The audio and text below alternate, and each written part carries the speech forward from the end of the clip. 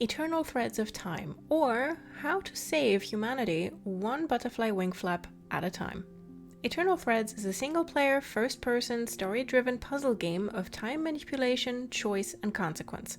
Developed by Cosmonaut Studios, based in Liverpool, and published by Secret Mode, Eternal Threads was released on PS4, the Nintendo Switch, Xbox One, and PC in March 2022, and so far has garnered very positive reviews on Steam. I stumbled upon it, more or less by accident, searching for first-person narrative games to play during a hot summer night, and Eternal Threads did keep me playing through the night this past heatwave. Completing the game in unabridged mode, and more on what that means in a moment, takes somewhere between 8 and 9 hours, and you can watch my full playthrough of it on the channel right after you finish this video. So, what is Eternal Threads? You play as Agent 43, an otherwise nameless operative. A short reading at the beginning tells you that humanity have successfully effed themselves in the face by overusing time travel, setting free chronal radiation, derived from chronos, the Greek word for time, and effectively irradiating the entire planet. But not only that, futzing with time has resulted in timeline corruption. Far too many people who shouldn't have died did die, leading to near extinction of humanity. Now, here's the snag. Fixing it means, you guessed it, more time travel. According to the scientists, this may well backfire and lead to humanity's destruction, but it's the only way. You, Agent 43, work for an unspecified entity, personified by your contact/handler, Control. Control keeps in touch with you throughout your stint in the past, feeding you information. But Control's voice is not the only voice you'll hear. Your task is to go back to May 2015 in the north of England, where your objective is to save 6 housemates from a deadly fire. You arrive after the catastrophe has already happened, but you have technology on your side. Using a limited set of gadgets and mechanics, you're able to visualize any event on the timeline that you can access, including alternate timeline events. This is where Eternal Threads' strength as a puzzle game comes in. Using your visualizer, you can manipulate people's decisions. Not every single event on the timeline includes a decision to tamper with, but all of the initially inaccessible events unlock once you change a related decision, revealing different outcomes and knowledge about the 6 housemates that you can use to save them. The challenge comes in fitting all the pieces together so that not only is everyone alive, but happy. In the unabridged game mode, you draw from a larger set of decisions and events. In the abridged mode, which makes the game a little faster to play, you have fewer decisions and events at your disposal. This locks you out of achieving the best ending, however. The decisions removed from the abridged story impact the character's happiness, but not their survival. I played the game in full mode on my first playthrough, and although the sheer expanse of the timeline felt daunting at first, and I was expecting to say done is better than perfect, once I finally had all the housemates in the clear, the satisfaction of having the hard part done with and the curiosity about the best ending for each character made the challenge fun enough to keep going for a while longer.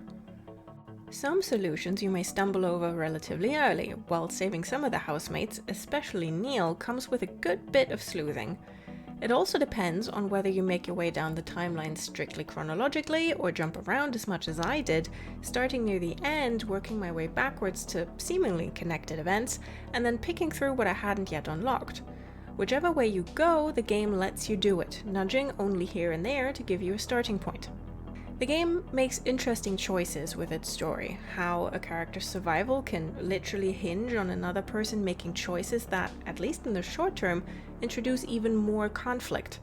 As you go through, the story successfully relies on subtext to make the player pursue a course of events earlier in the timeline, which it takes a few go-arounds to unlock. Listen to your gut on this one, is all I can say. If you feel like you're getting a vibe, you're probably right. This isn't to say the writing is ham-fisted or heavy-handed, far from it. It's a well-judged balance between obscuring the big picture while leaving just enough hints to pick up on. The main mystery and the way it's tied to the game's core mechanic is really well done. And while at the beginning it's easy to feel overwhelmed, especially in unabridged mode, once you've picked a corner of the rug to gather up and shake, it falls into place like a cascade. It never felt to me like I was just haplessly connecting random dots hoping that something pings. The framing narrative introduces a great concept. Humanity is tied in a race against the clock, one that they may well lose. It's speculative fiction with time manipulation at its core, fixing itself in an endless paradox. The story is compelling, although the framing narrative feels a little light when it comes to one thing: motivation. I, the player, know why I'm doing this. I want to solve the mystery and save the characters. I want to complete the objective this very good looking, by the way, game has given me. But what about Agent 43? Why are they doing this? It's their job, fine. But what does restoring the timeline in this way actually do? The player does not get to see the outcome of all their hard work beyond a screen confirming all 6 housemates have been saved, and a short cutscene, which seems like it's a shame, even with what the ending does hold. I won't spoil the final twist here, but I will say that I would not mind if Cosmonaut Studios were given the chance to make a sequel to learn more about the bigger picture. To manage expectations. The entire game is set in one house. At first, I expected some free roam, helping people in a hub world with smaller, isolated decisions that slowly begin to tie into each other. But this setup makes the gameplay and story much more complex and drives up the stakes precisely because the cast is limited and you have time to really get to know each character. Saving 6 people from the same catastrophic event drives your mission down to its bare essentials without losing the scope of what this single incident will contribute to: saving humanity. When it comes down to it, humanity is just people, and each life represents a dozen futures. One technical issue that marred the experience for me: the game is, at least on PC, struggling with a singular bug: the damn stairs. At random intervals, there's an invisible wall blocking the player from advancing up the stairs. I found that going all the way down to the basement and then back up again resets the invisible wall and I can get further up, so it's not game breaking, but it is annoying. I'm also an advocate for content warnings, and this game needs them. Please be aware that the story contains elements of unplanned pregnancy, including morning sickness. Another storyline includes somewhat graphic discussions of childhood abuse, both physical and emotional, and anger management issues. Other elements are childhood trauma, including discussions of death and grief. And then there's a storyline that includes discussions of an unsafe dom-sub dynamic and abusive controlling behavior in a romantic relationship. I don't believe that including these warnings in this review, or in fact in what could have simply been a note at the beginning of the game or on the Steam page, constitutes spoilers. There is a warning given on the Steam page and at the beginning of the game regarding the use of flashing imagery. The mature content description on the Steam page runs as follows: relationships are treated as realistic, with the implicit understanding that sexual activity takes place between consenting partners. However, no sexual activity is shown on screen, with all such activity taking place off-screen between the scenes shown in the game. The game also includes the use of bad language, tobacco, alcohol, and illegal drugs. I think that an additional note cautioning players that the game explores mature and potentially triggering themes aside from sex, swearing, and tequila would have been just fine. To be clear, I wasn't triggered by any of the content, and I am 100% for games exploring subjects like the ones above. I don't want stories to be sanitized. I only want all readers, gamers, and listeners to be given the chance to make a fully informed decision on whether they're going to enter into an immersive experience like this. Being blindsided by something sucks.